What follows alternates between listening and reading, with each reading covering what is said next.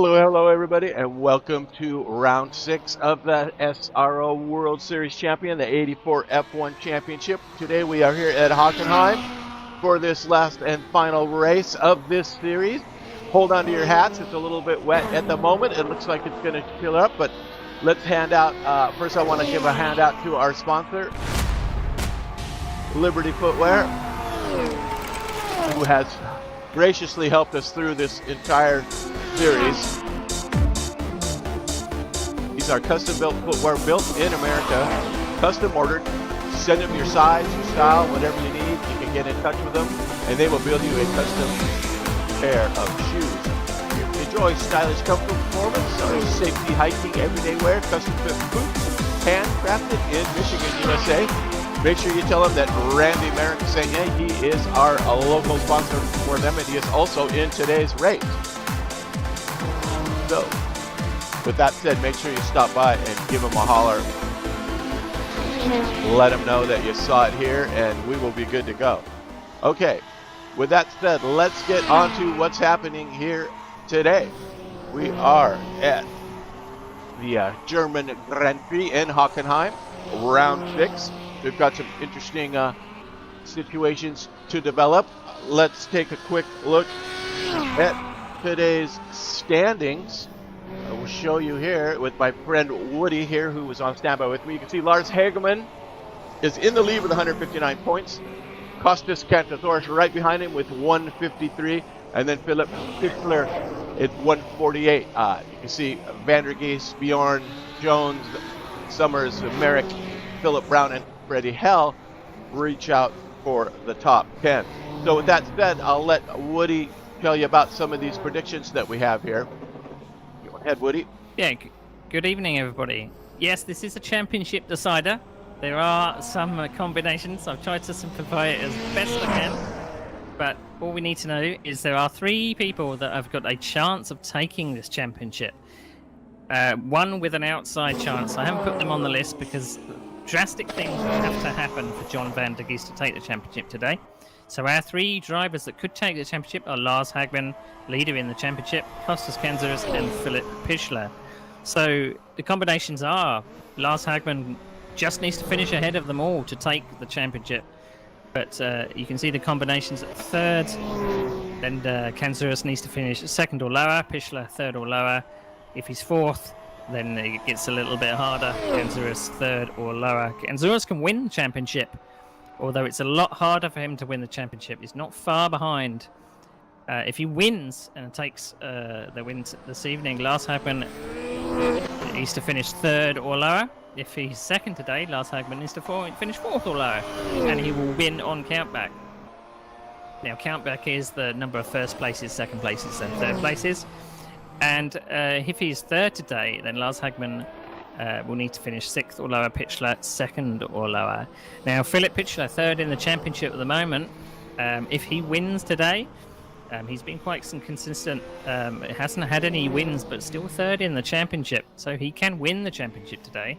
If he wins, Lars Hagman needs to finish 5th or lower, the Kantathorus 3rd or lower. If he is 2nd, Lars Hagman is 7th or lower, and Kantathorus 4th or lower. And if he is 3rd, Lars Hagman 9th or lower, Kantathorus 6th or lower. Now, one thing to point out is points go all the way down to 23rd place. So even if you have an accident on the lap 1, does not mean you do not score. So it can get very interesting with these combinations, Rob. Yes, very good. Good work there. Let's talk a little bit about today's weather. I'm going to show you that the race should start clear and sunny. As you can see now, we are in the last throes of practice. We've only got a few minutes left. And if you look towards the end there, the end of the race, it looks like 100% rain. So that is going to be an issue here for these drivers at the end. We'll have to see what happens. And it's going to be exciting with this Hockenheim. This is the 91 version of this track for download, but of course this is the 84. It's very similar with the 3 chicanes and stuff. So with that said, let's talk a little bit about tires and engine, Woody. Yeah, so these cars have a mixture of soft, mediums, hards, and wet tires. So we will possibly be using wet tires today. I think there might be a few people that might take a chance on the last part of the race. We'll have to see. In the days of 1984, they used Michelin, Goodyears, and Pirelli. The engines, the drivers do have the ability to turn their engine up and down, so they have a qualification mode which gives less fuel mileage but higher speed, and they have a race mode which gives less high speed but better fuel consumption. So the drivers have a cockpit control where they can turn their that fuel mode up and down, and we've seen a few drivers turning it up on the straights but turning it down in the slower corners. So we'll have to see what happens with people fiddling with their fuel consumption, Rob. Very good, very good. All right, with that said, let's take a look at some of the times these guys are putting up here. We got about 4 minutes of practice left. So you can see Lars Van Rogen, he has a 139 up there. He's into the 39s, 39.7, followed by Lars Hegman with a 139.9. These are some quick practice times, and this might have been before the track got wet. So as you can see now, we're watching Tony Talvitier, who has missed a couple of events, but the ones he's in, he either seems to be on the podium or have some sort of issue. So glad to see Tony making it back for this final round in that beautiful SRO Liberty footwear livery that he has there.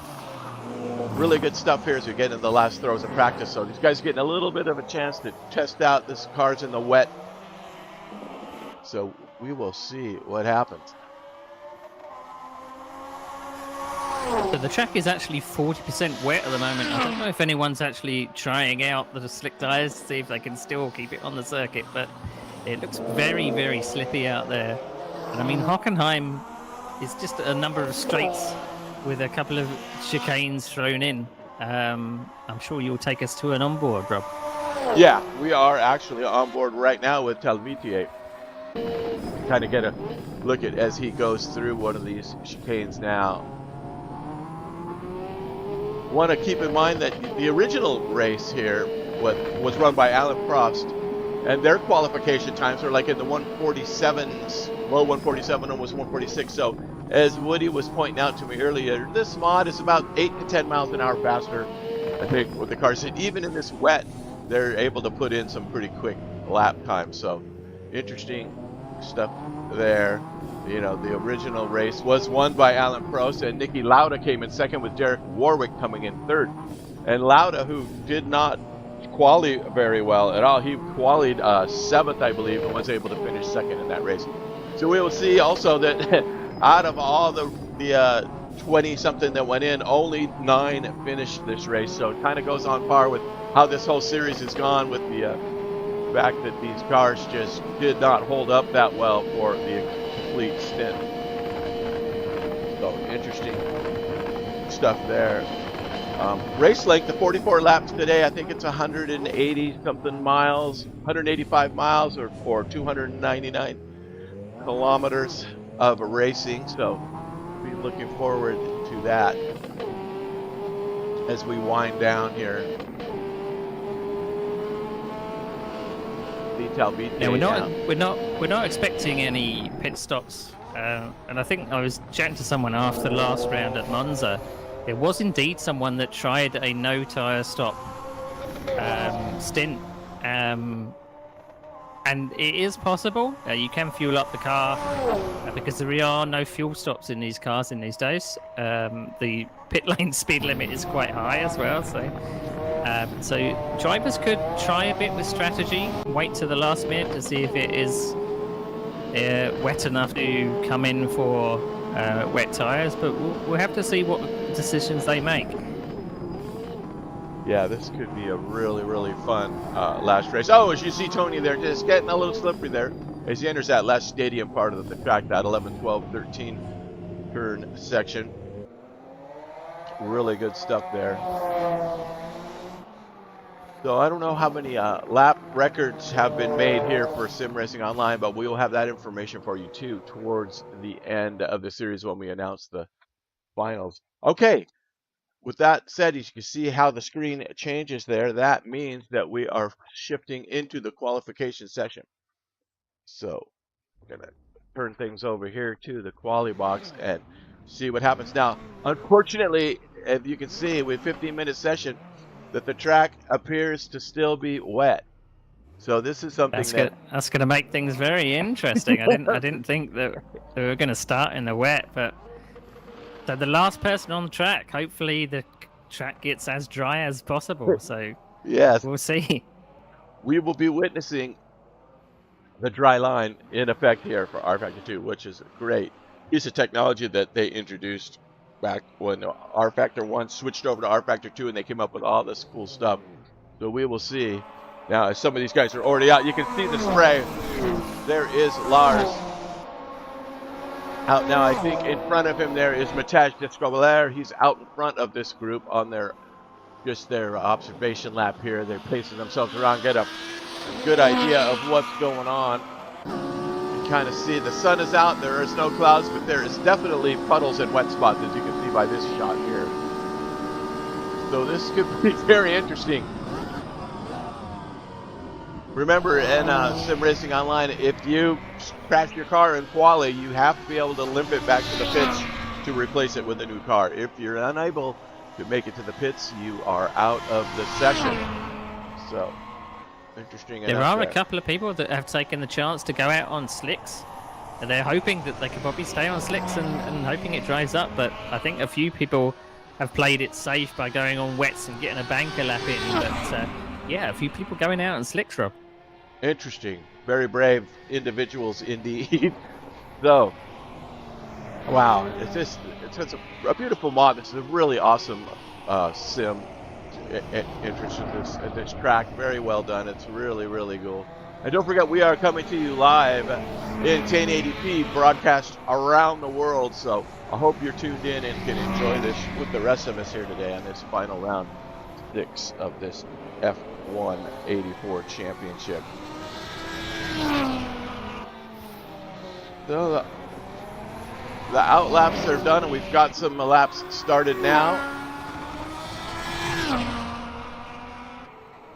First up is going to be, I believe, Costas. He's out here. He is in front.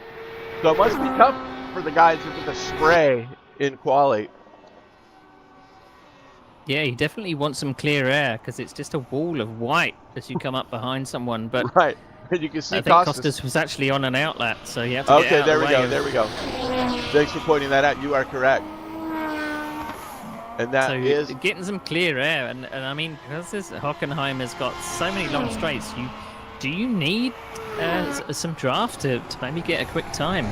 So do you want to stay close to somebody in the spray, or do you not? It's a question of strategy in quali. We've only got 12 minutes to sort that out. Right. As you can see, no laps times have been set. So of course, Costas is showing purple in sector 1, but he is pushing pretty good. And Costas has really had a pretty good series. He's been right up in there and had some bad luck as well as some good luck. So let's hope he can finish today's race. Right, he's coming into the stadium section. We're about ready to have our first time go up, and we'll see what's up to shoot for. I believe Fitzler will be next on a time lap right behind him, so we'll try and get that action as soon as he crosses the line here. And of course, there are your temporary purple sectors. Here he comes now out of that last turn. And our first time of the day will be a 1:49.4. All right, very good. So let's check on Fitzler, who's just right behind here now. He's green and green, not quite purple. Gobelaire has that over Cash. All right, at 1:54, as you can see, Lars Hegman, who has given up on his lap. So who is this for? There's Lars. I'm sorry, it wasn't Lars. Lars is going to put across. He's one of the drivers that have taking a chance on slicks. But look at that. No wonder. Yeah. No wonder he's in the 50s. But 10 seconds slower than they were in the dry. So it's going to get quicker as we go along. Interesting. Next across will be Bjorn Hegman. And he puts himself up into third with a 1:53. So the first laps now with the wet. Let's see if anything can help these guys out with a dry line. Costas Kanzura is second in the championship. He's currently purple in sector 1. And put a representative time in. He is on the wet tyres. I think he's coming up towards the stadium section. It would be crossing the beam for sector 2. Oh, He is somebody's green spun. in sector 2. Looks like Ben Summers had a little bit of a spin there. So purple in sector 1, green in sector 2 for Kanzuras. Very good. He is going for the championship this time, so he needs to be up in the top 3 at least. A win would be great. He's had some great performances this season. I think he did get a win a couple of rounds ago. So across the line, 149.9. Purple in sector 3. Look, And pumps puts himself right up there. I noticed Bjorn was also purple in sector 1. Let's take a look at him. He is right behind him by about a second or so.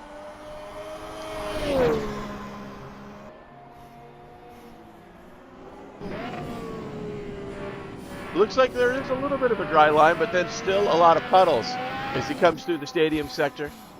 Oh, he's lost it there. Oh, I'm on Freddie Hill now, that's why. Bjorn. There's Bjorn. Sorry about that. Sticky fingers over here.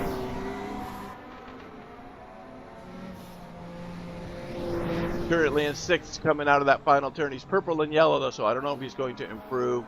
He might move himself up a little bit though. And he does back into 3rd for Bjorn. So decent lap there for Bjorn. So unfortunately, Bjorn, because of his lap 1 exit last time at Monza, he counted himself out of the championship. He was 2nd or 3rd going into the 5th round, but because of his bad result, he's now only able to get on the podium. So disappointing, but he's always there or thereabouts. Right, I think it was something to do with his wheel settings, was it not? He had a wheel failure or something at the line. I can't remember if that would have been the race before, but we've had a couple of bad starts in this series with technical difficulties. Okay, so Matej bails on his lap. He was purple, and he has bailed on that lap. So let's see, next coming up is Costas. Purple and green, could Costas? Yes, he improves. It's up to 148.5. So the quickest lap so far. And now we've got Lars and Philip Fischler are pretty close together. And you can see that the spray has subsided now, so perhaps these laps might be coming down. These guys might be pulling into the pits to get some slicks, the guys that are on the wet tires, which indeed Lars is coming in. Philip Fischler stays out. And we'll do one more lap. He has to go all the way around to come back in for tires. Although in 5th position and in a spot to have this championship if things go his way, so he's going to have to play his cards right. Jacob Smythe had a little bit of an off there. He goes back on track. He had put himself up there pretty good. Ben Summers, who got up to 8th now with a lap, but a lot of these guys are choosing to not even run. I've got about 7 or 8 cars still in the pits, including Tony Talvitier, Randy Merrick, John Van der Gies, and Mike Olsen, along with Ed Jones and Gilles De Silva, have not even turned a lap. So we will see what happens there. I think we did have a couple of drivers that went out, but unfortunately on their timed lap, I think they may have had an incident and they couldn't get back to the pits. But some people do play the long game and they start near the back of the field and end up coming through. So we'll see if that strategy is the best strategy. It's not going to be wet because it's getting down to about 15%. So it's not going to be wet for the race start. So we'll see what happens. Very good. Yeah, we've got about just under 6 minutes, over 6 minutes, just under 6 minutes remaining here, as we do have a dry line with no spray. So you could be right. These guys might have had accidents and can no longer participate in quali, which is tough. So let's check on Matej, who we are watching now, who was on an out lap. I'm trying to see if anybody else is on a time lap. Fischler is on a time lap. Purple in sector 2, so currently in 5th. He might be able to move himself up. Oh, that's not going to help as he loses it right on that last turn, so not going to help himself, as you can see, at 150.2. Does move himself into third, though, even with that mistake. So I think with the drawing line, the times are going to be coming down. As he's side by side now.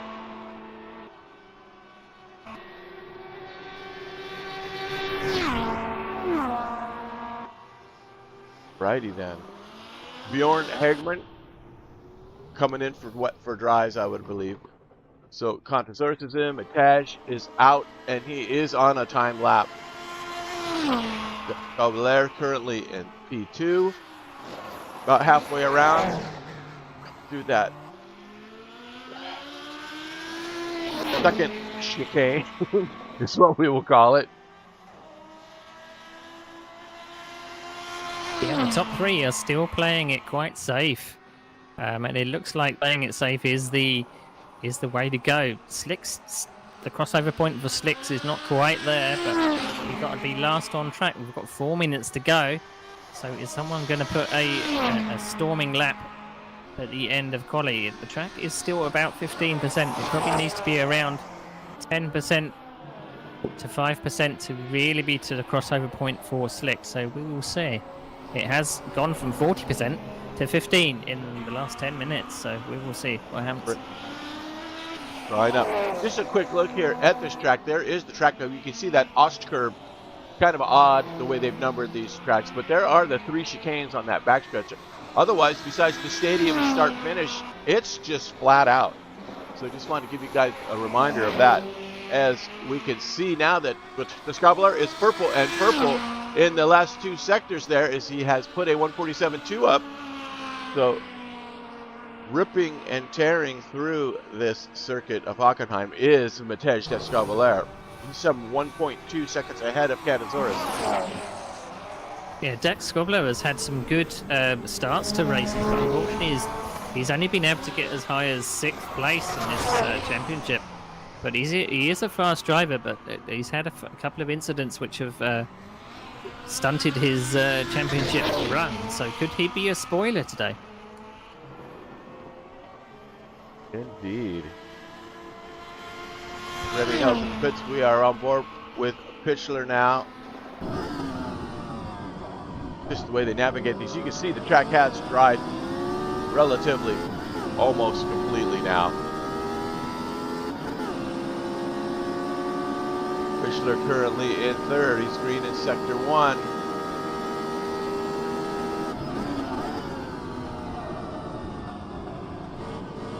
Just ahead of him is Bjorn Hagman. He is on an outlap, so we will stay with Pitchler. Green and that green. Scobbler is purple and purple in the stadium section, coming through to sector 3. He's going to extend his lead up on provisional pole. They've just come across the line now.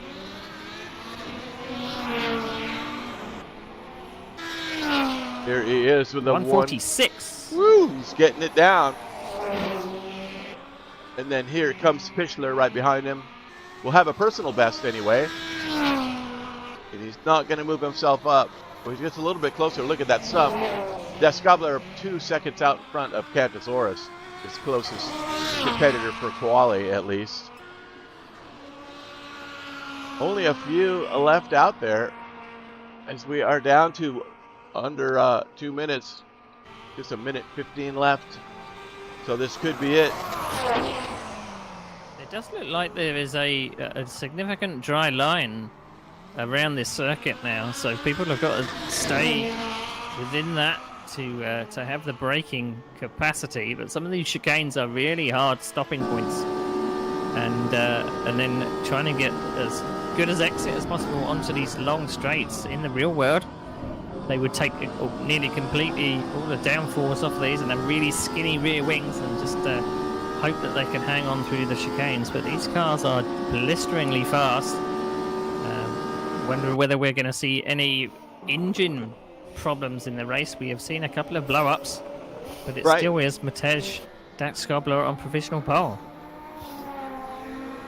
So let's see. We are now with Jacob Smythe, who should cross the line with a couple seconds left if he wants yet another lap. This will be his fastest personal lap if he had no bad luck in sector 3 there. And he does. So he moves himself up just a little bit there into third, bumping Castasaurus out. Here comes Mataj. Nope, Mataj is giving it up. So Smythe, with a brilliant lap, puts himself out in front of Smythe, but then Bjorn Hagman comes right through and jumps right on top of him. Lars Hagman has done a 1:45.2. Slick Yes. tires are the way to go. Yes, Divisional took a pole. Yep, and that's it. Time is up. I don't know if anybody's on a hot lap, but Lars has taken the pole away from Mataj by some the gap there about decent. So that's it. I think we are done with quali. The only one left out there is the pole sitter. Is Bjorn on a timed lap? Looks like he's slowing. Yeah, I don't think he made it. So there we have it. Wow. Okay. So that was an interesting quali with half the field getting knocked out of it early on. Just goes to show you need to be on the circuit right at the last minute when the track is at its driest. Yes, indeed. Slicks paved the way for that beautiful 145.2 by Lars. Mataj ruled quali until that last lap. So we got the Hagman brothers on separated with Mataj right in the middle there. So there's a Hagman sandwich with the Scabalaire right in the middle, and then Jacob Smythe and Philip Pitchler will be 4th and 5th. So very good setup.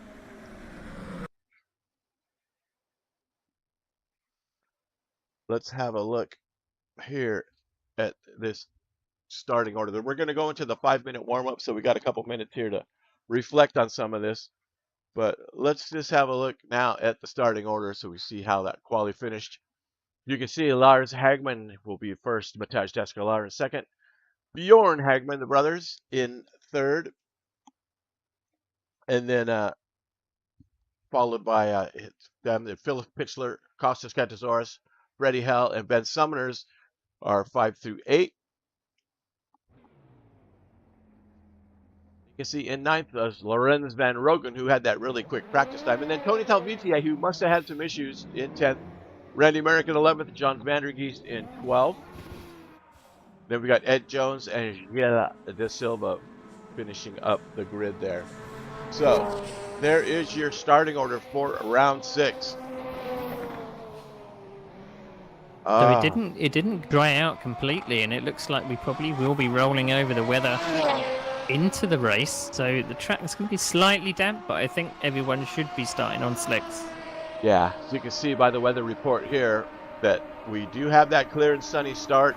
Light clouds about halfway through, partially cloudy at the 75% mark, and then race end has it starting to rain, so that could play havoc on these guys as we get to that stage of the race. So hopefully you'll stick around with us and see what happens here towards the end. It should be exciting.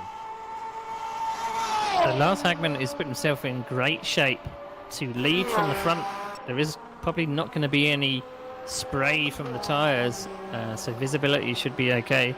It is quite tight into turn 1, but as soon as they get through turn 1, it's a blast up into the first chicane. So as long as people are sensible in the first chicane, or the first corner rather, we should have a clear run. But we have had a few start line accidents when people haven't got off the line or stalled on the line, so we may have some fun and games to come, let's say.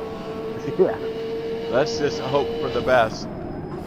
Let's see if we can beat the original 84 finish that had 9 cars finish the race. Let's see if we can at least get 9 or 10. It'd be great if all 14 drivers made it, but I have a feeling, Woody, that that's not going to happen. So we've got Ken Zuris and Philip Pichler, second and third in the championship, are down in 5th and 6th. So they've got to fight their way back to the front to have any chance of squabbling over the championship lead. But as I say, we've had a few reliability problems with a couple of engines just completely blowing up. Yes. So people have got to be very careful on their upshifts, and particularly this circuit where they're flat out for, I would say, 2/3, maybe more. it's going to put a lot of stress on these engines, so they've got to be careful of where their red line is. But we'll see how there's a lot of people still having trouble with 5% wet on these slick tires, so this start could be interesting. Very good, very good. As you can see, I just threw up the standings there again to get everybody a reminder where we are at here, what separates them. So, good look at that. Any times coming through so far for practice? So John has the warm-up set for some crazy amount of time, so he can go on his own. So I have no clue as to when we are actually going to go to race. Usually it's a 5-minute session, but this happens to be a 2-hour and 42-minute session. So I have no idea when we are going to actually get on the grid, but this right now is an extended warm-up. So bear that in mind. I think it had something to do with making sure the track was dry, that he had the timing set that way. I'm not sure. There was something, I saw some chat about it. Yeah, probably getting the cars to circulate around just to get a significant dry line, but it could be quite slippy offline if cars do decide to, because with this sim, with R Factor 2, it is dynamic, so that wherever the cars run, it will dry the track up and heat the track up. So if they don't run offline, then that part of the track is not going to get any drier unless it's the temperature is particularly high. But it looks like track temperature is about 40 degrees, air temperature about 27, so it could dry quite quickly. But again, it's going to depend on strategy. We just have to see who is brave, who is the bravest. We're on board now with the castaway Randy Merrick, our Liberty Footwear representative. As he has a little bit of traffic there, as you can see. Holy smokes, everybody!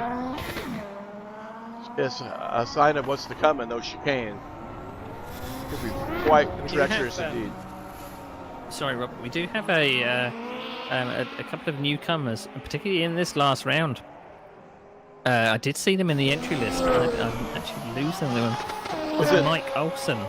But I don't see him in the entry list now, so forget what I just said.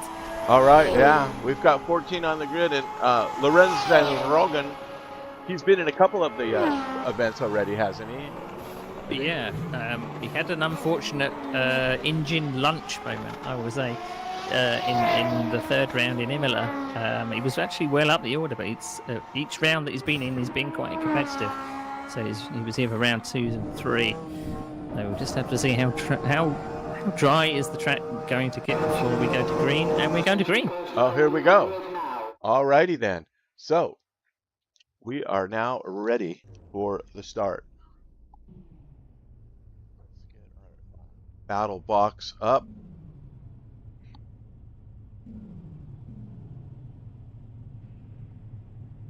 As they take the grid, there we go.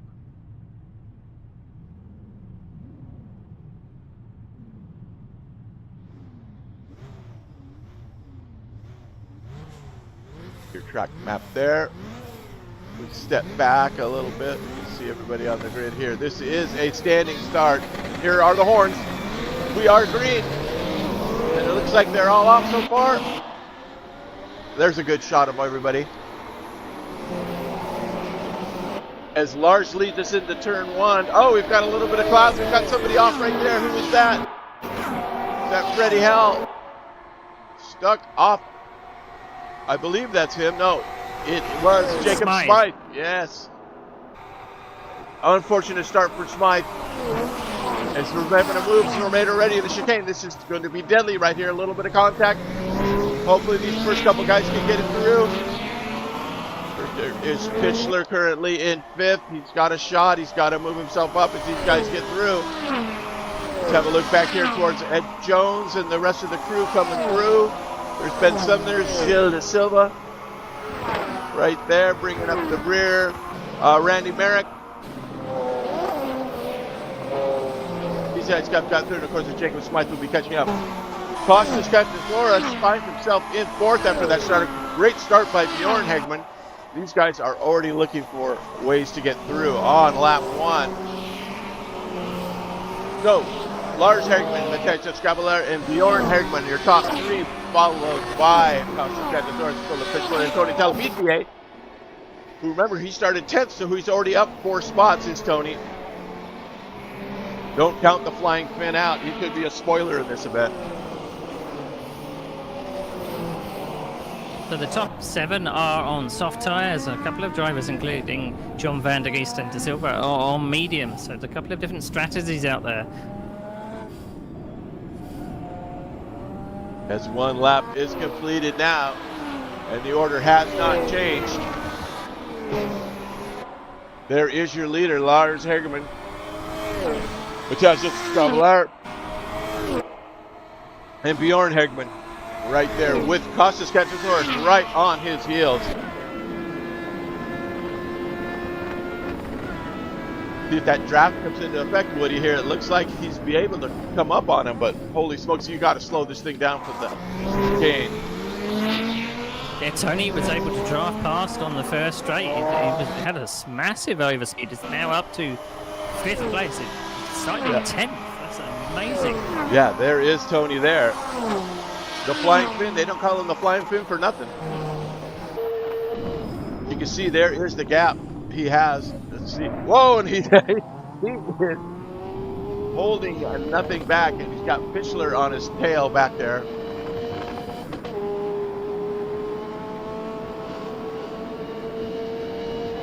Well, Fischler's starting to stay with him as they head into that chicane on the backstretch here, where he navigated that one a little bit better. I'm trying to get an idea here if he can actually close up on Bjorn up there.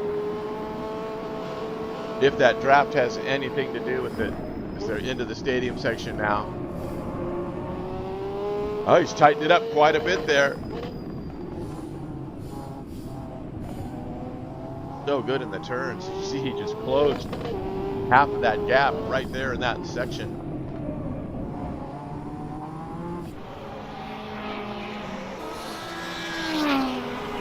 Lars is out front, 1:43, so the times are coming down. The circuit is still slightly damp, but it's getting quicker and quicker as they go along, and the lead is now 2 seconds, so the gap is extending. Up there. You see, we got Merrick and Jones in a little bit of a tussle here. Merrick defending from Ed Jones.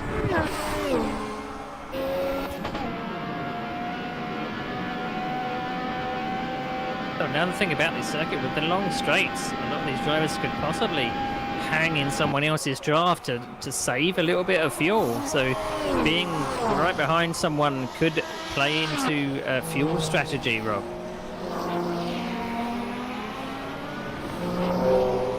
Talbite has just closed on Bjorn now. And he's actually looking for a way around. He had a look there. He is right on him. He's looking to the inside, but is he going to get the spot? He does. He actually takes that spot right away from Kostas, puts himself up to 4th. So Talbite is on a tear, making his way from 10th up to 4th. Meanwhile, just ahead of him here is the battle for 3rd, or actually it's the battle for 2nd.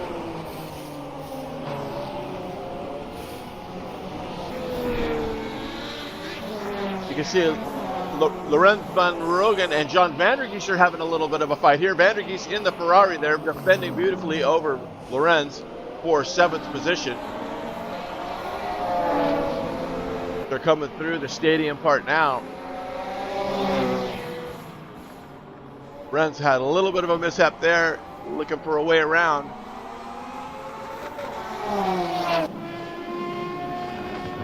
Coming to this treacherous lefty. We've really had the momentum there.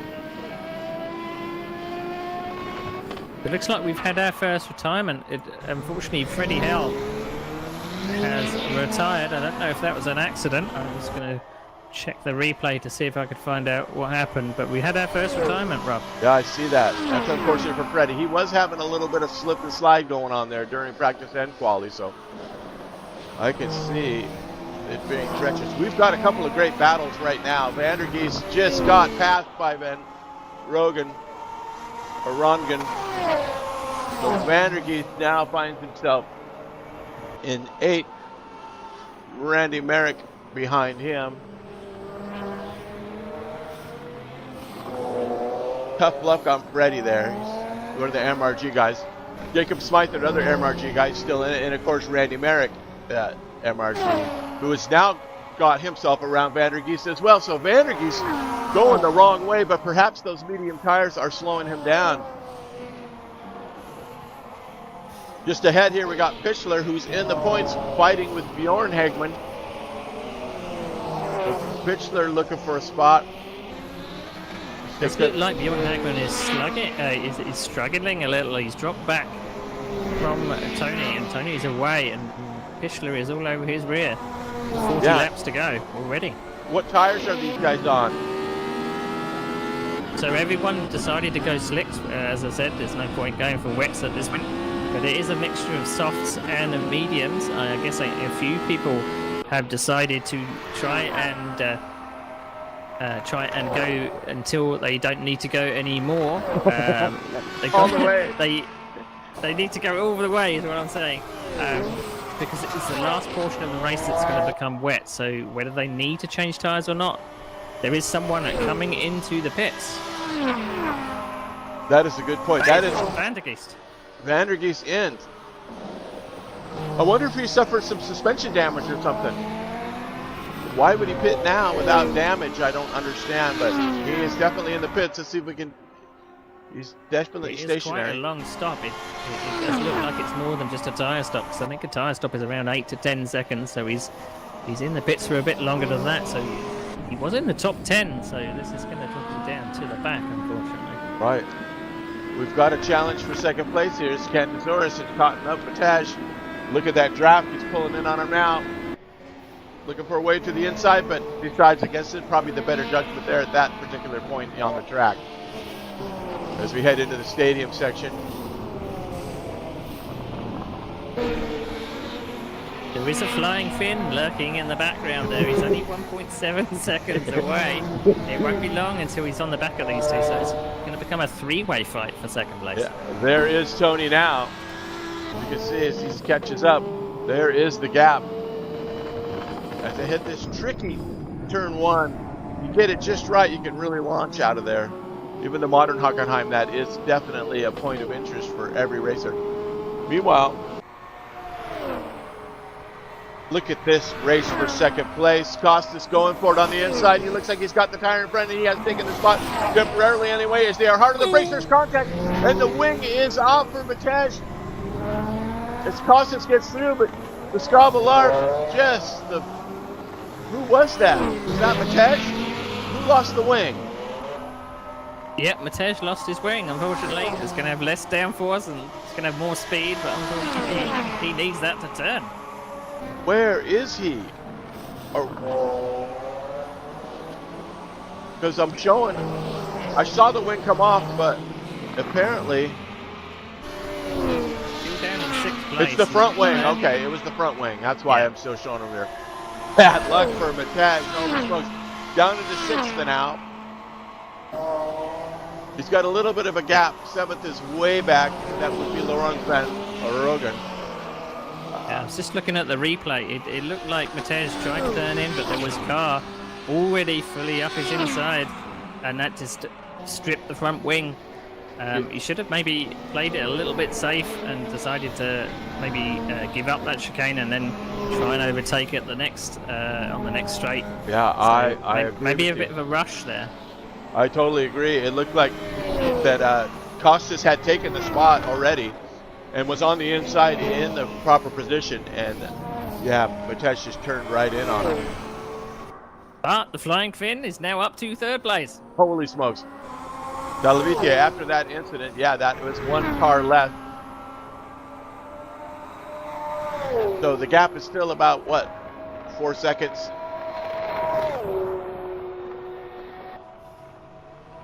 So the lap times are now down to 1:41. And Lewis just put in a 1:41.8. So the track is really coming down. As I see a yellow flag out there, it looks like Merrick has taken off his front left wheel. in the stadium section. Wow, he's in trouble. Look at that. And he's having a parts sale right now so he can get himself back on and get into that pit lane. And he does. Wow, very fortunate that his accident was right there. He will make it to the pits and hopefully get back into this race. That is an odd looking. Oh, he's having a little trouble turning it. As you can see there, no left front, no front end at all. But he has made it to pit lane, so let's hope. Oh, he's spinning around though. He's in trouble. I had a mouthful of water there, and There he goes. Get it in there, Randy. Come on.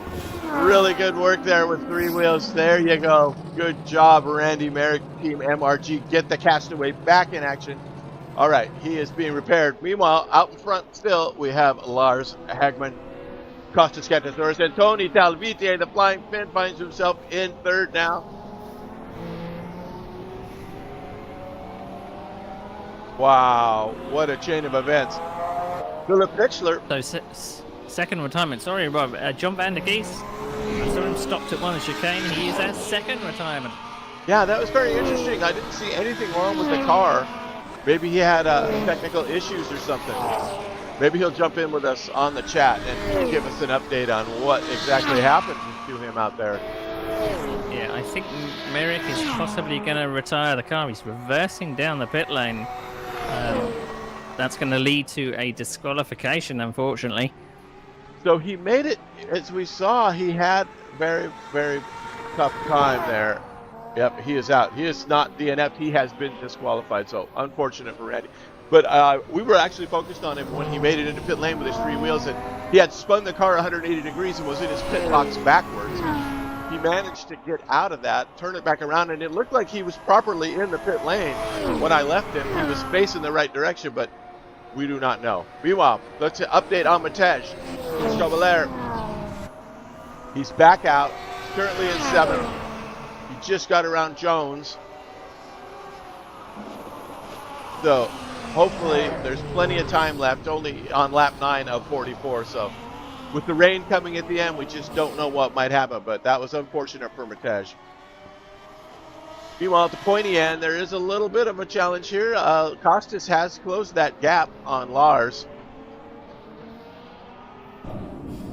Get a good look here as they come through that final turn. Down that start-finish straight into this tricky right-hander. So as we said at the top of the show, Ganserus does need to finish ahead of Lars to take the championship. So he's got to go for it. He's got nothing to lose. Right. Hi guys. John Van der Geest, we were just talking about you. We were certainly hoping you would come in and let us know what in the heavens of Betsy happened to you out there. You look like you were doing fine. You were talking about me. I was a hot topic. Well, this happened. The first time I spun in the chicane because I braked too late, and if you press the brakes really hard in the first gear, you lock up the rear tires. So I spun, and because I was a tad late, and then the guy behind me, I don't know who it was, but he hit my left rear tire, and that tire was all out of whack, and my steering was like a 5:45, and I had to come in for repairs. And then as I came out again after 70 seconds, I was checking my HUD, my heads-up display, and I didn't look where I was going. I hit the grass with the left side, and round I went, and I hit the guardrail, and I hit bad luck, and the engine died. So if I could have, I would have continued, but the engine was RIP. So that was that for me. I would have loved to finish the race, but actually it's my own fault for lack of practice, and I should kick myself for not preparing better. But if I could, I would have finished the race. Wow, interesting chain of events indeed. It's really tough going there. Well, we've got 3 DNFs, and we were stating before the original race back in '84, there was only 9 cars finishing, so we are ahead of that still. Oh. Yeah, with so we're on schedule. Yeah, we are on schedule. We have 11 on it. Well, I would like to thank Randy Merrick for sponsoring this series. My demise set aside for sponsoring this series, because his backing of Sim Racing Online makes it all possible also for you guys to broadcast this series. So many thanks to Randy if you're listening, and I hope to see you again in another series. So I will not keep you up any longer, and please enjoy the broadcast. Yeah. Well, we have some news on Randy because he has been disqualified from this race. What? What did he do to manage that? He got it all wrong right at the last sector. Right before pit lane, he spun. He lost his front wing and his front left tire. He was fortunate enough to be able to squeak it right into pit lane without having to go around again. But as he was pulling into his pit box, the car spun 180 degrees, so he was in his pit box backwards. So he maneuvered it around, spun it out, gassed it up so that he could spin it, got it facing the right way, and we thought he was good to go. And then I left him and went to some other action. But then as Neil pointed out to me that all of a sudden he was going backwards down the pit lane and got disqualified for going in reverse down pit lane. So yeah. Well, if Randy gets disqualified, he doesn't take half measures. That's a fact. Yeah. And I'm also sorry for the sponsorship on this car that doesn't get any airtime now. So shame for Randy. Right. I think possibly the pit crew didn't want to service the car. They were like, we haven't got a spare one. What are you talking about? So possibly Randy burst out of pit lane to get his car out of the way. Because if he retired, it possibly would have stuck his car in the way for other cars that are coming into the pit lane. We are expecting pit stops, aren't we, John? Because you've set some rain for us. There is definitely going to be a pit stop 20 minutes before the end, because that's the point where it starts to rain. And I don't think that anyone will chance it to stay on slicks for the last 20 minutes, because you're going to lose so much time if you're not on the wet tires. So they're definitely coming in for wets, but that will be 20 minutes to the end. Very good. Yeah. So we'll see the sky darkening with the clouds, and that's an indicator that it's coming. Okay. Well, Tony Talviti, the Flying Finn, has started 10th, and he is now on the podium in 3rd place as he is trying to close in on these leaders. As we see Costas. He's my teammates. Yes, so that was DEAR does have a good spot here. He could be a race spoiler today. He's missed a couple events, but we all know Tony, whatever he's in, he's going to be either up at the top pointing end or he's going to be crashed out. Oh. Okay. And where's Buffalo Bill? Buffalo Bill. Our series Skinner. Oh, Jill? The Skinner. Jill is currently in 10th, and he is still in it. Oh, cool. Yep. I like for him to do good, because I like him. He's on your team too, is he not? Yeah, he is. But besides that, he's a cool guy, and I hope the best for him. Yeah, he's a great guy. He's done a lot of skins for me with LMU too. We're figuring out the custom skin. Yeah, exactly. He always lends a hand when you ask him. So yeah, he's a great guy. Exactly. I'm going to leave you to it and not interrupt the broadcast any longer. So I'll see you later. Oh, it's quite Bye-bye. entertaining. Thanks for the update, John. We were wondering what happened here. Yeah, sad, but life goes on. Yes, indeed. Bye. All right, this battle for the lead has not gotten any less intense as Costas has staying with Hagman there. Last time around, Tony was the fastest car on the circuit, so he has now got the gap down to 4 seconds. So it's going to be a three-way battle for the lead. Look at that, 141.3 was Tony's last lap. That is quite impressive. So there, as John was talking about, there is a team championship open for this series, and the teams did switch around a little in that last round because of the finishing order at Monza. And we do have Team Solitude in first with 103, and Team Solitude is Philip Pichler and Mate Dax Kobler. MRG are in second at the moment with 102, so it's very, very tight. MRG is Kostas Kanzouras, Randy Merrick, Freddie Howe and Jacob Smythe. And then GEAR, which John was talking about. John is a member of GEAR with Tony and Gilles de Silva, so it's 90 points for them. So it could all switch around in this Grand Prix, so it's all up in the air.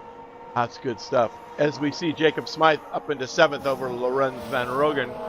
He is also an MRG guy, so MRG being well represented, even though their team captain leader Randy is out of this race. They are definitely not out of this team competition.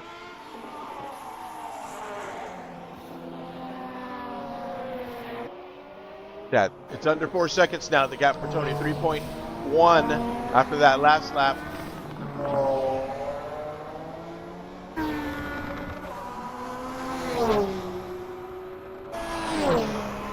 The leaders will have a back marker here in about a half a lap or so. They are catching up to Gilles as we check back at this battle for 7th here with Jacob Smythe defending from Lorenz.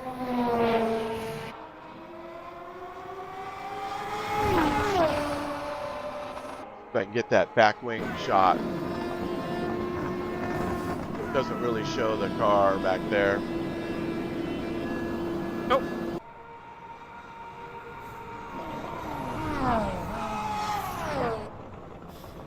Who's that now? It looks like Gilles had a spin. Leaders got around him very easily there, but that did allow Tony to even close that gap even closer now. I think it's under 2 seconds now.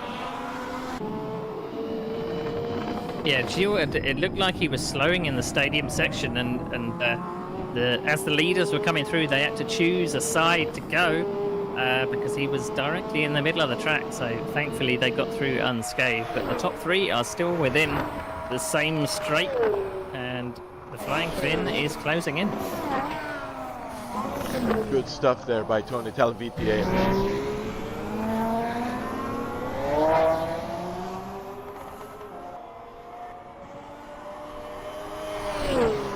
So as we've seen in the first 5 rounds, it is worth, even if you don't have the race pace, it is worth staying consistent because anything can happen in these races.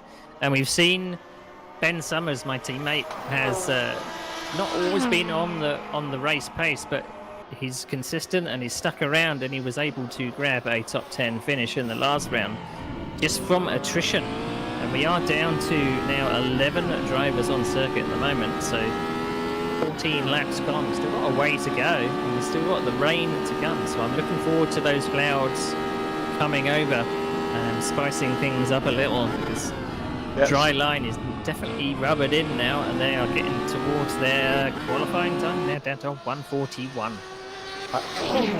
The following Fischler there as he got through traffic, still maintaining that 4th position.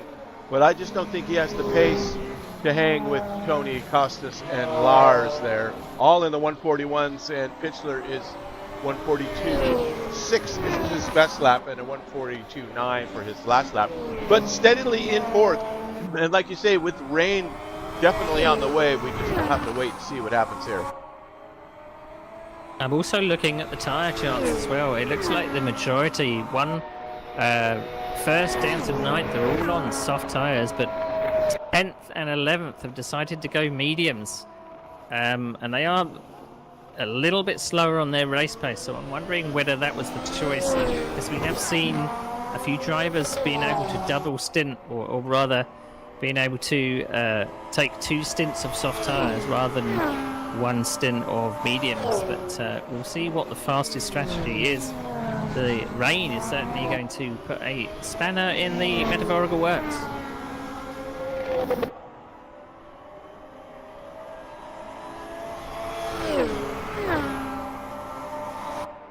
Bjorn Hagman has just gotten around Gilles De Silva.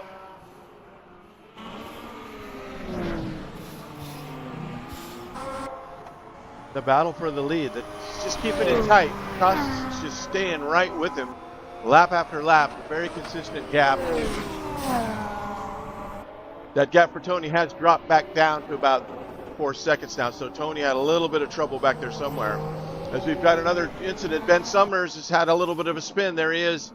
He's regaining himself now. As we see the 7th place car of Jacob Smythe will be coming up on him soon. But meanwhile, back to this pointy battle.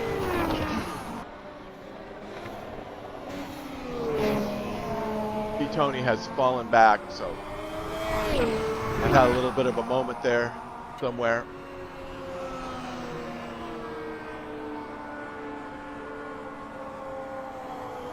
continues to drop back. Now he's down to 5 seconds, so perhaps he had a little bit of an issue. We're on board with him now. Steering looks fine.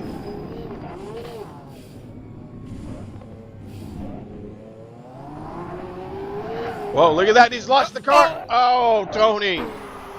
That's it for the flying fin. Holy smokes. He's pulled a Merrick and he's out. He's had to retire from this race. So that puts an end to that story. Good news for Philip Pichler. He is now on the podium. Oh.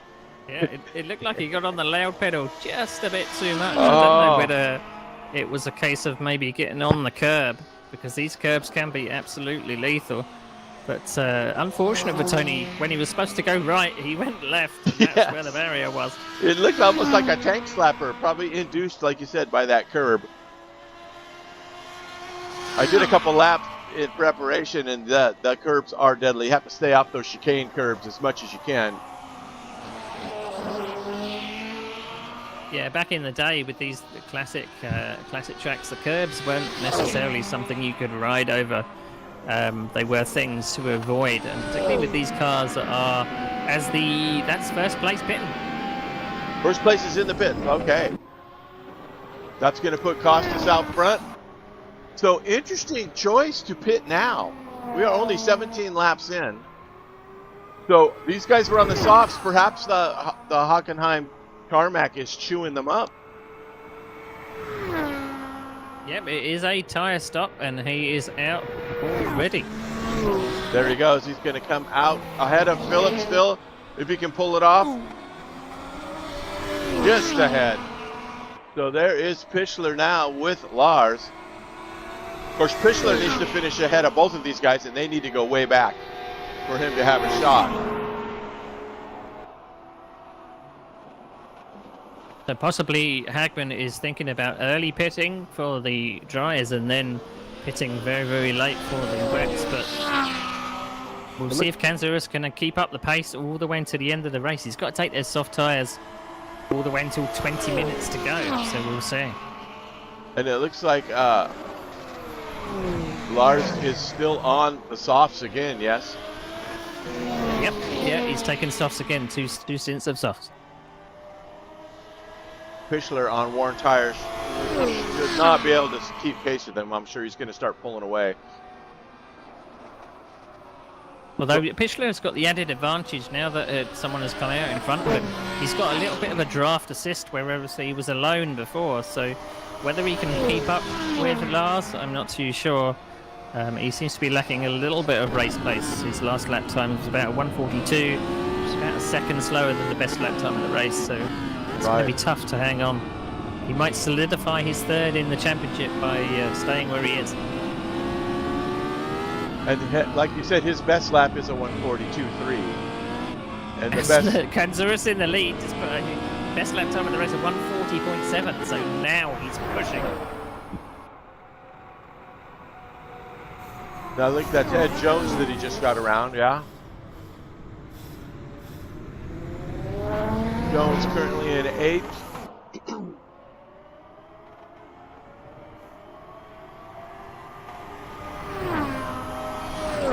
Just looking at the top speeds as well. At the end of the straight, Kanzurus is in about 330-ish kph. Every straight seems to be relatively the same length, so 330 to 340 is the top speed.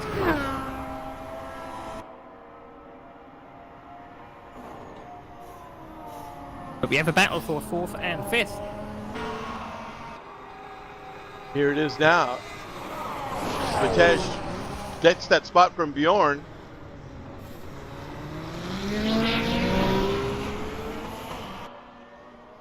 So a good fight going on here. Let's see if Bjorn.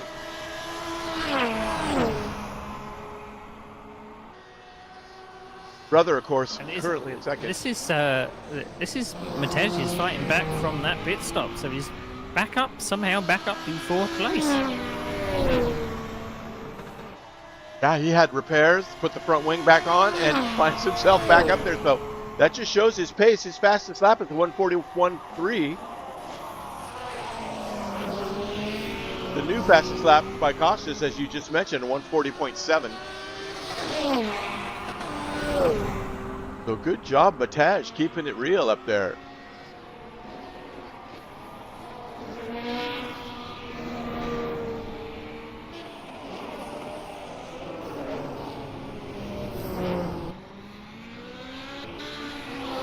You would think that Bjorn and Lars, the Hegman team, will be sharing the setup. Their styles, they're both really quick, so the pace that Lars has compared to his brother Bjorn, whose fastest lap is a 142.5, and of course Lars is a 140.3. He is now taking the fastest lap past Lars with those fresh softs, so he's still got 20 seconds to catch up to the top, but that's about a pit stop. So if, like you say, if Costas decides to try and make those tires go all the way to the rain, he's going to have a nice gap. Yeah, Lars is currently looking at the championship table. He's the only driver that has finished on the podium the most. He's had 2 wins and 2 second places, but round 4 let him down with, I believe that was at Kyalami, where he stalled on the line and retired shortly after. That was the 17th place. But Kostas Kantzuras has been on the podium 4 times. He's had 2 wins, a second place and a third, but just not quite being able to scoop that last result in round 2, where he came 20th. I think he was the result of a start line incident. So I think that was Dijon, perhaps, where we saw some major accidents. Right. But, consistency has been really key, because Pichler is 3rd in the championship, and he's only been on the podium twice, but he's stayed. The worst result has been 7th place. So consistency has been the way of this championship.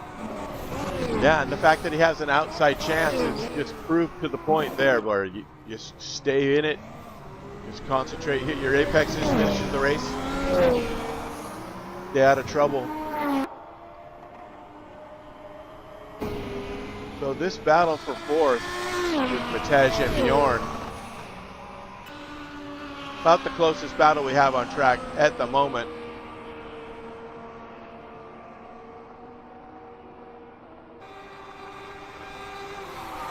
Now, I was looking in terms of points as well. Even if it finishes where we are, with Kantzuras winning, Lars Hagman 2nd and Pichler in 3rd, Lars Hagman still would win the championship by 2 points. So Lars Hagman is doing what he needs to do in 2nd place. He doesn't need to rush.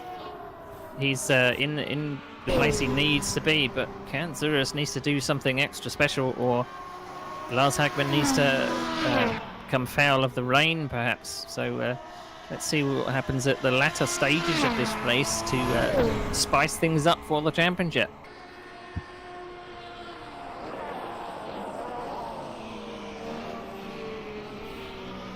The racing weather gods are going to be in control here. I keep looking towards the sky. The clouds are there, but they're not darker as yet. But we are nearly half distance at lap 21, so not long to go. I think in the next 10-20 minutes we're going to see something appear from the sky. You can see there's the weather forecast once again. You can see it up. So towards the end there, 100% rain. So keep that in mind as we go here.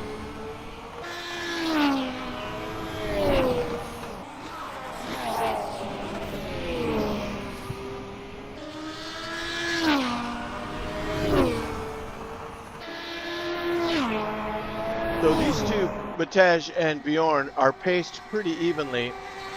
However, Bataj's last lap a 140.8 and Bjorn's was a 141.3. So just kind of pulling away a little bit there for this battle. Of course, for us, at unbiased as we can be, we would like to see a battle here. So I am just secretly hoping that Bjorn can pick up the pace a little bit, or maybe turn up the volume on that engine and stay with Bataj to make it a little bit of a race there. But I think he's slowly but surely decreasing that gap. Yeah, it does depend on how far they went with fuel. I know that a few people tried to put a few extra litres in the tank and then turn the boost up a little bit. You have to carry the extra weight, and it does look like was that the leader coming into the pits? I think that was the leader coming in the pits, and he's just left. Costas? Well, if he did, he only was in there for 10 seconds. The 20-second gap has come down to 10, if that was indeed the case. I will make an attempt to show the pit stops. You know how unreliable it is, but I have put it on the 10-second auto cycle, so it should pop up showing how many pits each car made. But it's at best. It did look like he didn't actually stop. So was that a drive-through? I'm just checking the replay now. Did he have a few track cuts? Was he cutting somewhere? Yeah, Costas had to take a drive-through. That was a penalty that he took. That wasn't a pit stop. Wow. So he dropped 10 seconds just by having to do a drive-through penalty. That's insane. And he just gets around Gilles there. So, good news for Lars. He's only 9 seconds back now. But again, Lars can hang out there. He doesn't need to even overtake Kanzuris, but all the pressure is, I think, getting to Kanzuris, and he's making mistakes. Yes. As you say, maybe track limits. He's coming in again. Wow, maybe it didn't serve. I'm on him now, so he's coming, and here comes Lars. Let's see if it's another drive-through. Is there? Yes. Oh, no, he's stopping No, this this is time. the pit stop. Okay, so it looks like he's going for tires. Wow, what a turn of events. We'll have to get information on that as Lars takes back the lead of this race. Wow, by some horrendous gap. Where is Pichler? Pichler should get second now, and Costas coming out right behind him. There he is. So, interesting turn of event, Woody. I don't understand what the drive-through was all about. Maybe he was trying to do a stop and he missed his stop. He might have missed his box and had to go through. Perhaps. I mean, he's now dropped down to third place, but if that was a scheduled stop, he was just on a different strategy to Lars Hagman, who pitted a little bit early. So they both look like they are two-stopping up until the rain, but still no sign of a pit stop for Pichler. Maybe he's trying to take it all the way until the rainstorm that we are about to have. The clouds are coming over. Good stuff. It's going to really throw a monkey wrench into the spokes here. See Lars making his way through traffic now. Getting through Gilles, I believe that is.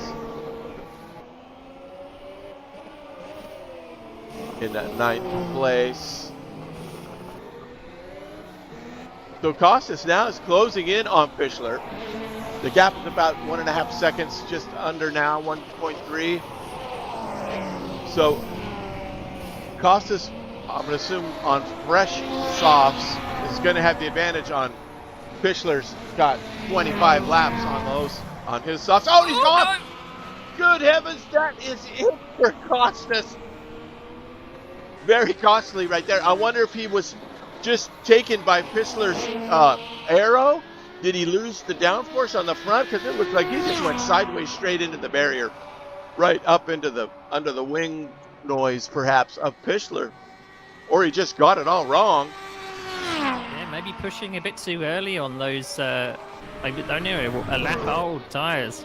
So that's really going to shake up the championship. That makes it even easier for Lars Hagman. Oh, man. I'm telling you. Good heavens. We're down to 9. We are. Yes. We are at the official number now for the actual race back in 1984. So let's hope we don't lose anybody else. That was just crazy. What a tough break for Costas. After the drive-through, then the stop, and then still had all that pace, and to have it all go away into the wall like that, really unfortunate. But such is racing. Now Pichler might be on the right move here if he can make it all the way to the rain and then put the wets on, and Lars has a little bit of an incident. Anything can happen once the track gets wet, so it's going to come down to that last 20 minutes. This course is probably going to take at least 5 to 7 minutes of rain for it to get a wet situation with the spray and everything, so we will see. Yeah, it's still going to be quite toasty with the track temperature, so it's currently 46 degrees. The temperature is possibly going to drop to around 22 air temperature, but still, if the track remains quite warm, John thinks they're going to stay on slick. They're going to have to change tyres. I'm not so sure. I think there might be a couple of people that risk it. I'm with you. Anything can happen. I mean, depending on championship, and depending on what risk they want to take, Lars has probably got to play it as safe as possible.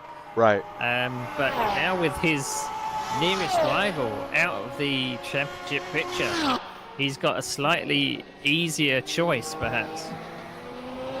How far behind or down the field does Lars have to be for Pichler to win?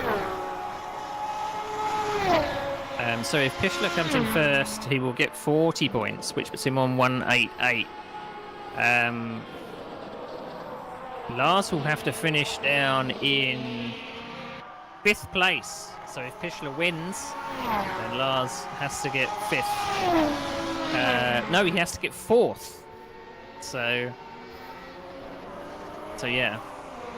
Okay, so that's not out of the realm of possibility. If Lars has an incident or a bad pit stop, puts him down into 4th or 5th, and Philip wins the race, he could take the championship. Good stuff. Yeah, because it'd be easily done as well. Even though the speed limit is quite raised at this circuit, there are no pit limiters on these cars, so you have to judge it perfectly. So it could be track limits. You could have a pit speed limit violation. It could be anything. But they've got to keep it as consistent as possible. This isn't over. Jacob Smythe, the one remaining MRG driver now, that Costas had that unfortunate accident right before our very eyes. So Smythe keeping it real for MRG. We may have someone to come into the broadcast booth. We could bring in Tony.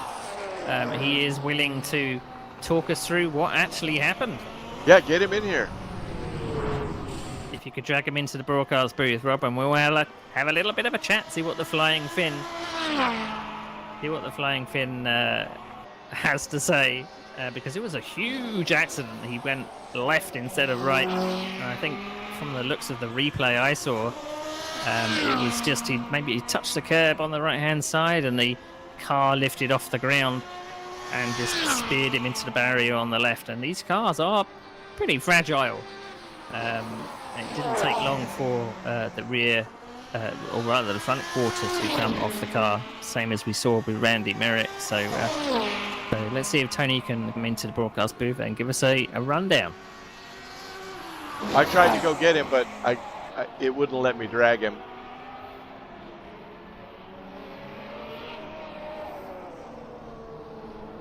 Do we know the password for the, is it live? L-I-V-E?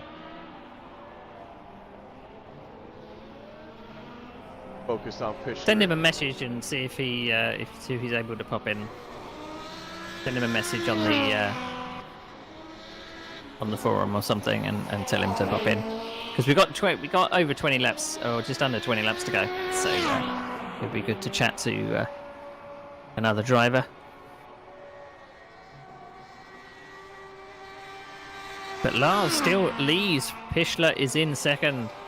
Max Gobler, after that early pit stop, he is now up to third place, and he is putting in the lap times. He is a second faster than the leader, with Bjorn Hagman now in 4th. Bjorn Hagman does look like he's pacing himself.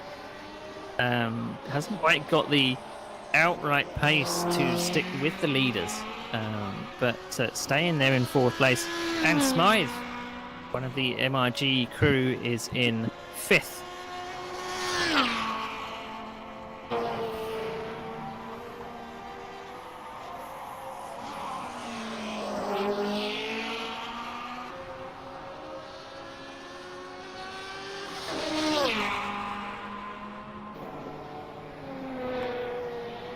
The lead has now opened up to 17 seconds. Lars Hagman is putting out a bit of a gap up front. And the top 7 are on soft tyres, so we are waiting for the rain. When is it going to come? I'm looking at the sky, watching the clouds move over, but nothing is appearing as yet. I don't know whether it's actually just going to be a sudden storm or whether we're suddenly going to see just little drops of rain. But we saw in qualifying and practice that the track did get up to about 40% wet in the last part of practice. So it is not a foregone conclusion that it will be a deluge perhaps, because we probably were using the same settings for practice and the race settings. Right, and then if that is the case, it won't take more than about 5 minutes to get it wet enough where they're going to need wet. And I mean, I'm looking forward to seeing who risks it, who needs to risk it. Does Lars need to risk it? I don't think he does. No, he can finish. As he said, he can finish down in 4th place. He's got like if I can do my maths right, he's got, even if he pitted now, he'd still come out in about 3rd or 4th place. He's got 20, maybe 20, 30 seconds down to 4th place, so he's got time. But see, Matej with that 140.2, his fastest lap so far, currently in 3rd place. He's just going through some traffic here. Yeah, he's having a massive comeback. After that, missing a front wing at the first few laps, he's now come back through the field and is having an absolute blinder. I've tried to drag Tony. Okay, Tony's responding on the chat. He doesn't, he's trying to find the password.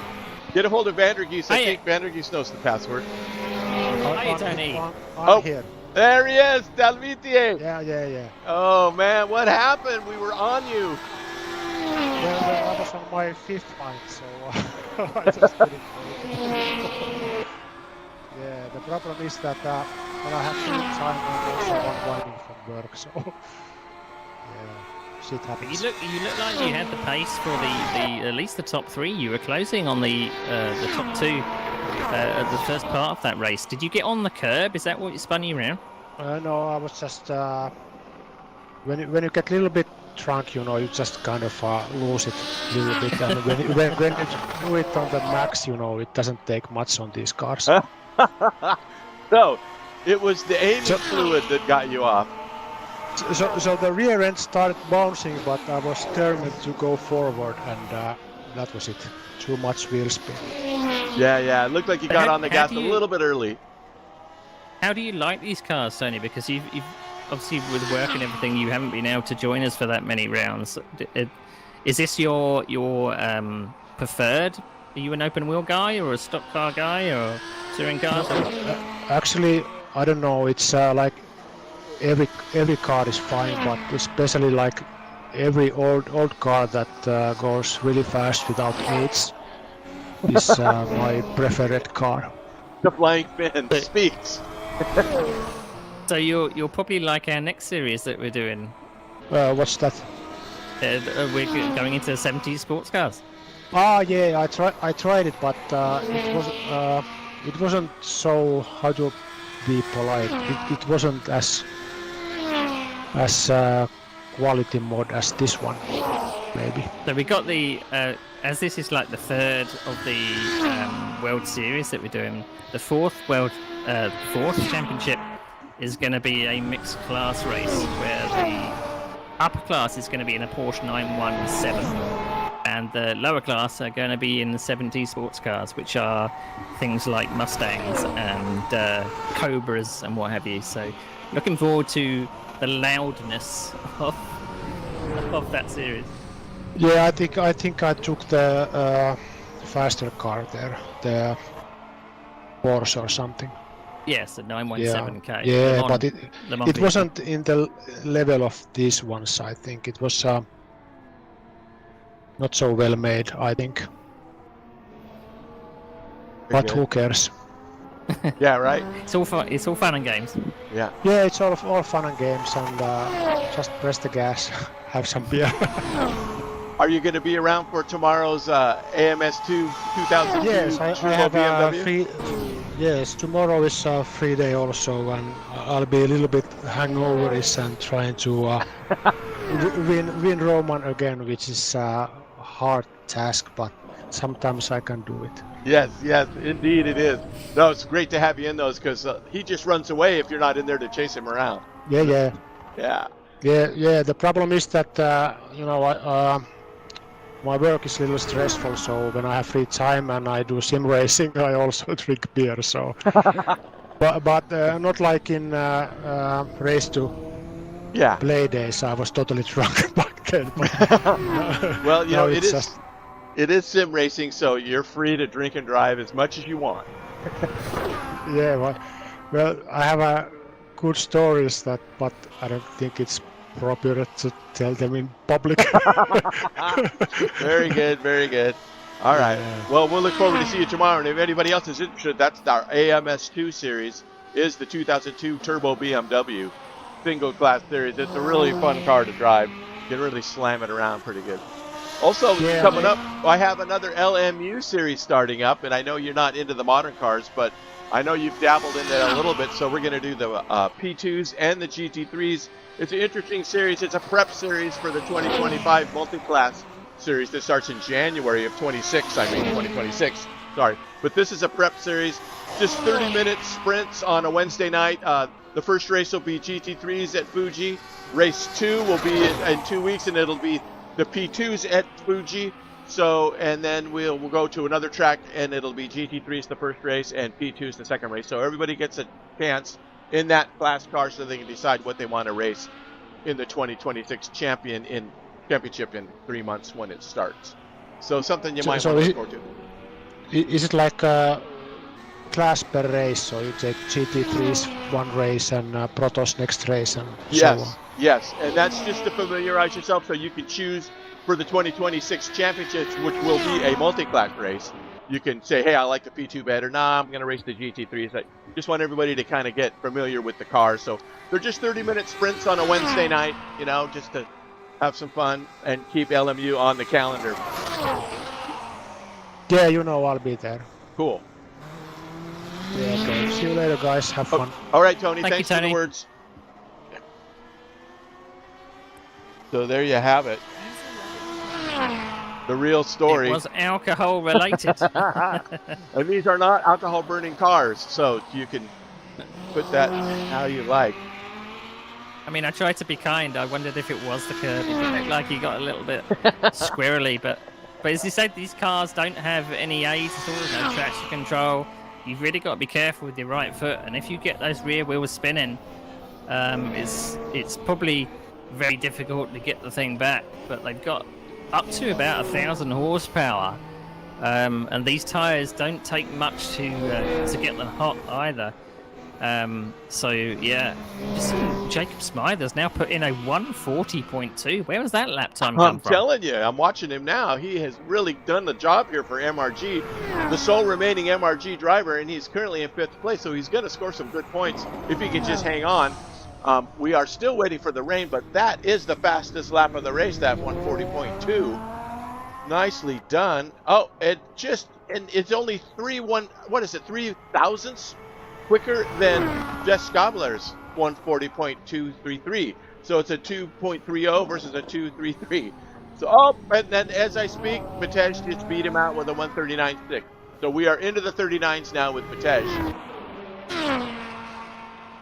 The fuel is burning down. I think people are getting to the end of what they think is going to be their... Well, they don't have a fuel stock, do they? So No. Are people fiddling with their fuel burning phase? Are they thinking that the fuel strategy is perhaps going to be... in wet conditions, you don't burn as much fuel, but I don't know how much less. So... is this going to be at the stage of the race that people are gunning it before the rain comes? They're making hay while the sun shines, I think is the saying. Yeah, but we've that's still the got terminology. 9 drivers on the track, and we are I've just seen the clouds come over at the start-finish straight. So rain is imminent. I was just going to mention that it's getting darker and darker, and we are down to once he crosses the line here, Lars, we are down to 10 laps. So in 1:40 a lap, that's less than 20 minutes, and it was scheduled for the last 20 minutes of the race, or therefore around, or at least the last 1/4 of the race. So here it comes now as the skies are darkening, about to come down. And it does depend, because this is such a long lap. It depends where you are on the circuit when it really comes down. If you've just started your lap and then it really tips it down, you're going to be in really, really dire straits. But it depends where you are on the circuit. But that Scobbler is making use of these soft tires to get a gap, perhaps, and make it so that he can afford a pit stop. But third place, right from the back of the grid, is a storming drive. Yes. There is third there. So he's slowly but surely closing that gap. It's about 8 seconds now. So Pichler needs a mistake by Lars, and I just don't think it's going to happen. It depends if we give him the commentator's curse. I think we curse Tony. It's happened before. Well, I'm on board with the brother now, Bjorn, and he is some 10 seconds back of Mataj. Currently in fourth. So I'm starting to see a few raindrops, I think. That rain, I can't, it's quite slight if it is. Yeah, I'm on board with Bjorn now, and he is on that second or number 3 chicane. He's coming into the stadium section now. It seems to be a little bit brighter towards the stadium section than it is on the back sector 2 area.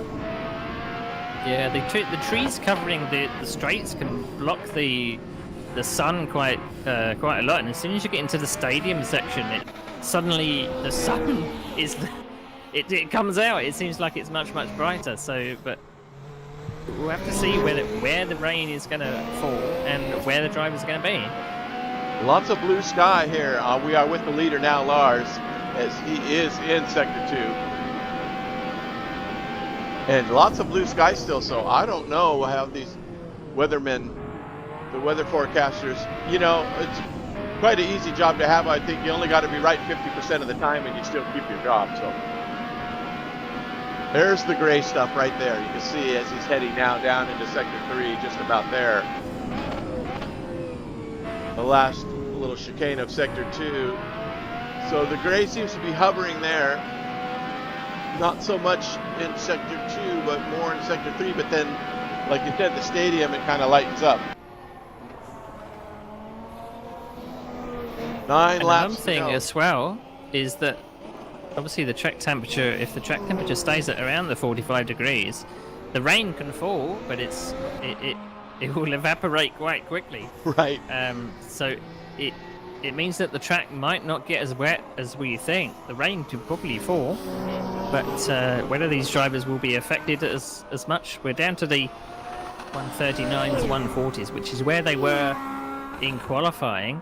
And we did see that when it was fully wet, they were in the 149s-ish. So we'll see how this is actually going to affect them. I don't see any raindrops yet.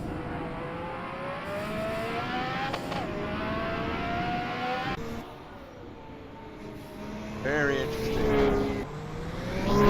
There's an added bonus is that some of the drivers are quite spaced out. So if spray becomes an issue, then visibility is going to be a bit better because the cars are a bit spaced out on track. But it's going to get maybe a little bit greasy, but I don't know if it's going to get fully wet.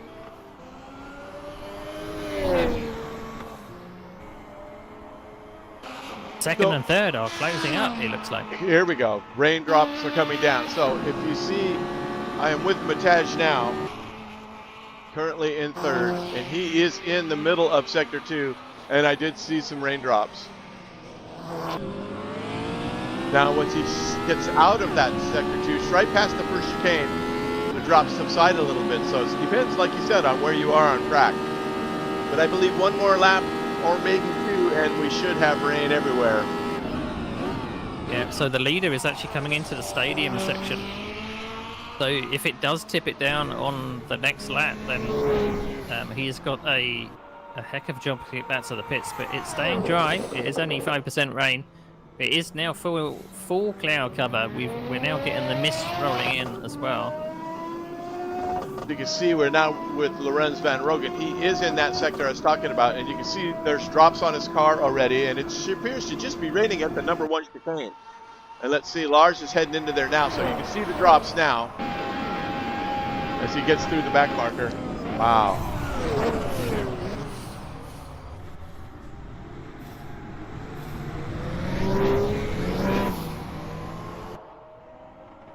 So we've had grandstand finishes before, and so the last 4 or 5 laps in some of these races in this series have been barnstormers. This is filling me with a bit of trepidation. I don't know. I really don't know what's going to happen with this weather. Whether people are going to chance actually changing tyres or not. There's been a few people that have changed onto softs, but there's a couple of people that I don't think have pitted yet at all, which is second place Pichler. So a lot of people waiting for this apparent rainstorm. I'm still not seeing large amounts of rain. Nope, just the drizzle. And if you can down note that a little bit harder, but Mataj keeps closing that gap. It's now down to 6.5 seconds.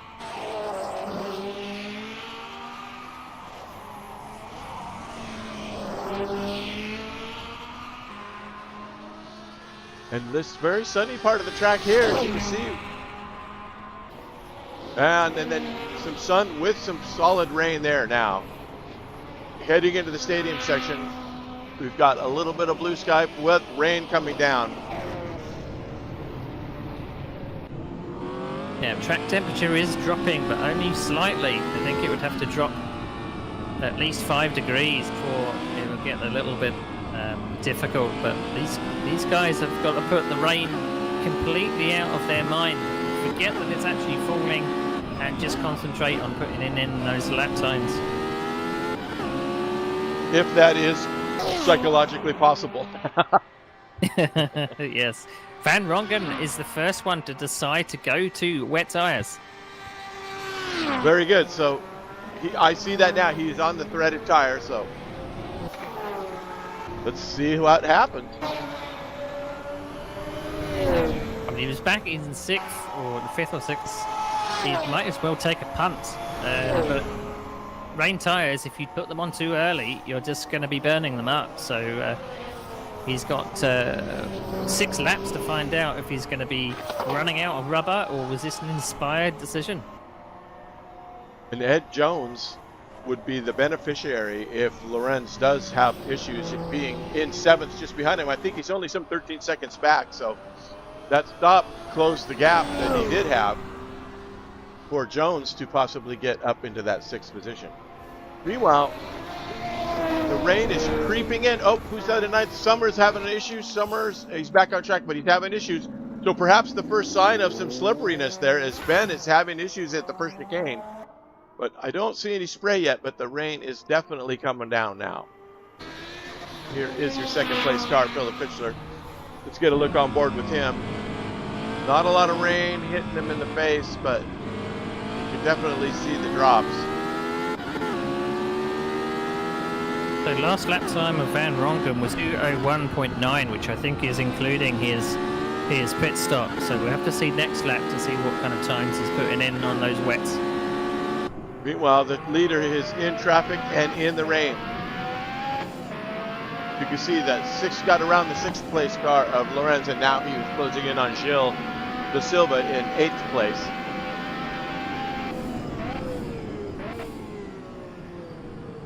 Those tires just aglow with heat.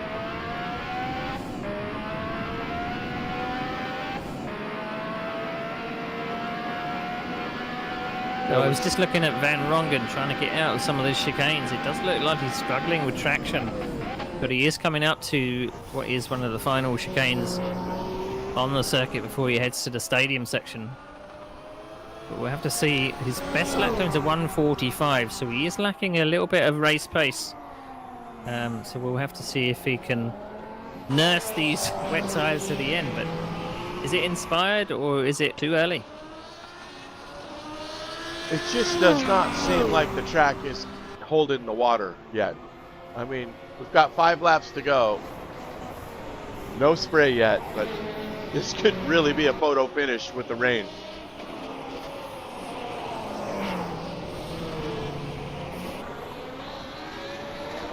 Yep, track temperature has only dropped 1 degree with 5 laps remaining.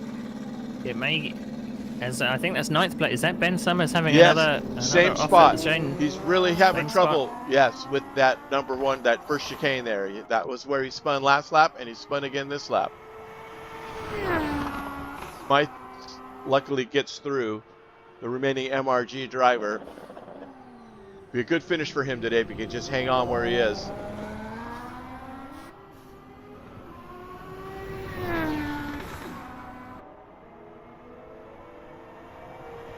Then we have Matej here. It definitely looks a little greasy offline here. The driver's really struggling, but drivers just got to stick with it. I'm just looking at some of the lap times. They've dropped probably about 2 or 3 seconds, so it's getting difficult to say. Yes. I keep waiting 4 for the laps to spray go. as we are following Matej now as he's just got through. Ed Jones, I believe that was.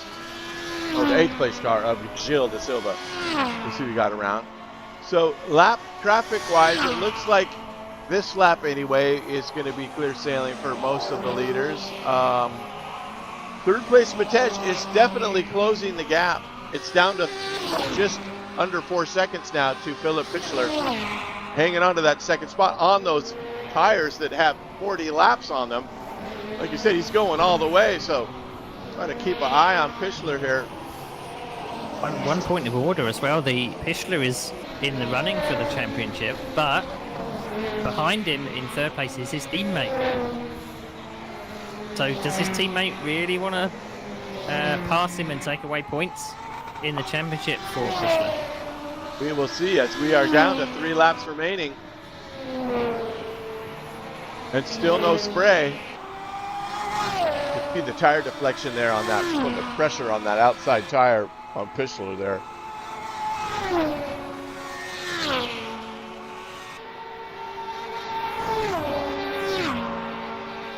As De Silva pits. Okay, Gilles pitting from 8th. What's that going to do for Ben? Sumner's in 9th. Oh! Somebody just De Silva spun. was pitting for damage. That's Van Rongen. Those wet tires are not working. Was that Van Rongen that spun? That is Van Rongen. And then Jones spinning from the same chicane. Jones is off It's too. getting greasy. Oh boy. Let's stick with our leader here to see what happens. He's way out You wanted front. a dramatic finale. This is it. Holy smokes, it's going to be 2 laps left when he crosses here. He is just coming into sector 3 now. Oh, and the 5th place car of Jacob Smythe in the rainy sunshine has had a spin. Just those clouds, just a little bit of sun peeking through. But here is the battle for 2nd. Pichler has been taken over by Matej. Matej has just taken 2nd place away from Pichler. We missed that action. I'm really sorry. But I think it had to do with some traffic as well. And the leader's pitting. The leader's coming in. He's changing to wets with 3 laps to go. This is going to open the door for Matej. Let's see how long it takes. Quick tire stop. He's on the wets. And is he coming out? Here he comes. But there is your new leader, Matej Descabelaire. Wow, what a chain of events. Matej on the slicks. Is it going to hold up for 2 laps? Where is Pichler compared to? Pichler also pits. So Pichler pitting for wets. Wow, they're not taking any chances. So he's out. He gave up that spot. He's still in 3rd place. What about Bjorn? Bjorn's in for pits. Okay, they're all pitting for the wet, so nobody's going to try to chance it except for Matej, who is still on the slick tire. And he's now just I've getting... just seen that Lars did pit, but he's out on slicks. Yes. And he just took the lead away from Matej. He passed him. Or was it, yeah, Lars did the pit stop and then got back around him. Because on the slicks. So the question now will be, can Lars, oh, Lars is on wets. Matej is on slicks. So there's the difference right there. I don't think Matej's gamble paid off. And some 12 seconds back is Philip Pichler on wets. So we've got 2 laps to go. There'll be one once he crosses the line here. Pichler slowly closing that gap. It was 12, now it's 8. So it's coming down as Matej is having trouble on those slicks.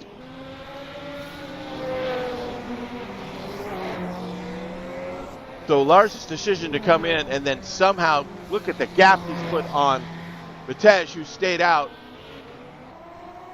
Matej staying out again. He's committed now. He's just going to try and finish this lap and one more, I believe, right? He's got to finish on the 44th. This could open the door for Pichler to get into that second spot again as he's closed that gap down to 4 seconds. Yeah, I was just going on board with Dax Gobbler. He's definitely short shifting to stop wheel spin. I think he's possibly not liking these slick tyres on this. It's now 15%, and that is way beyond slicks. Yeah, I'm with him now, and he is in trouble. He is in deep snow, and he is barely making it through the chicanes. And there goes Pichler, taking that second spot away from him. So his decision to stay out has been an epic fail as far as Matej Gobbler is concerned. Now, my question is, can Bjorn catch him? He's some 20 seconds back with a lap to go. So Bjorn Hagman could join the podium with his brother, unless, even if Matej comes in for wet, I don't think the gap is enough to keep Bjorn off of him, because the gap, it's 19 seconds now. Here is Matej. Look at him, he is just crawling. He is not even at full speed. See if he can make it through this chicane. He is just tiptoeing around. Definitely short shifting. The leader is about to start their last lap. Here he is. Lars Hagman starting the 44th and final lap of this race on the wets. Pichler down to 10 seconds for fourth.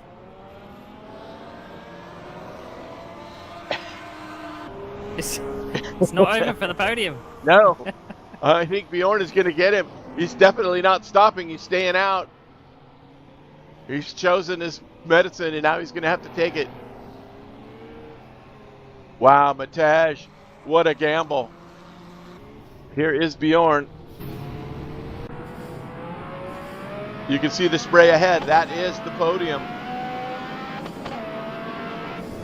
So Bjorn smells blood in the water here as his brother is about to win this race. He is trying to get on the podium with him, and it looks like he's not going to have a problem with it at all, as Matej has pulled over, and he is out. He's out of fuel. His car is dead. That's possibly why he was short shifting. I believe he's completely out of fuel. That's such a shame. Yes. He was having an absolute stormer back from the back of the grid. He just did such a number. That first couple incidences in that first beginning of the race to get all the way back and then to run out of fuel. Unfortunate indeed. So the leader's just coming into the stadium section. Here we go. This could be it. The final lap on wets. Round 6, Hockenheim. Just a few turns to go.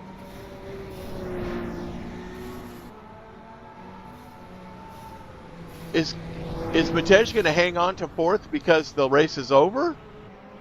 Then it's a lap ahead of fifth. Here we go. He's crossing the line. There is your winner for round 6. Lars Hagman taking the victory.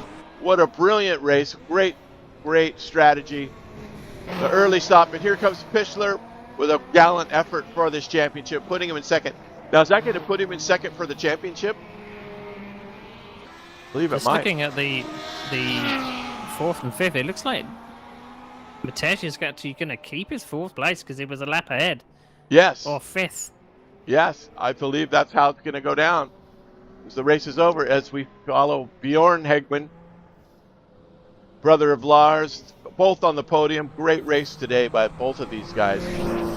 And then Matej is going to miracle finish in fourth due to attrition. And Jacob Smythe has a fifth place finish. Lawrence Van Roggen will finish sixth. Ed Jones in seventh. Gilles de Silva in eighth. Ben Summers in ninth, and we have equaled the finish. As Ben Summers is trying to finish, he's bouncing off the walls. There goes Gilles.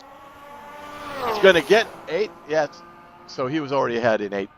But yeah, great effort by these guys today. We equal the actual. Oh, Gilles having an adventure. Does he still need to cross? I think he needs to cross as he barges his way through the barricades there. Yeah, he needs to come across the line to finish in eighth. Wow.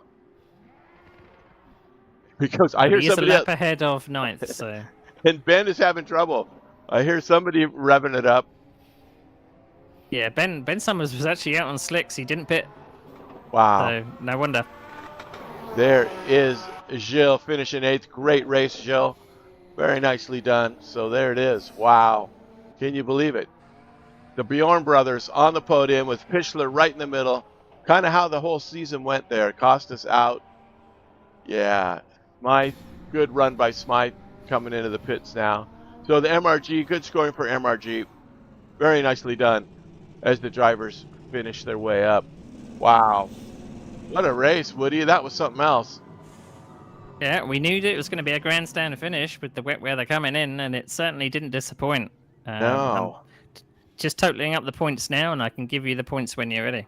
All right. I have the session results from today's race coming up now. You can see Lars Hagman, 44 laps.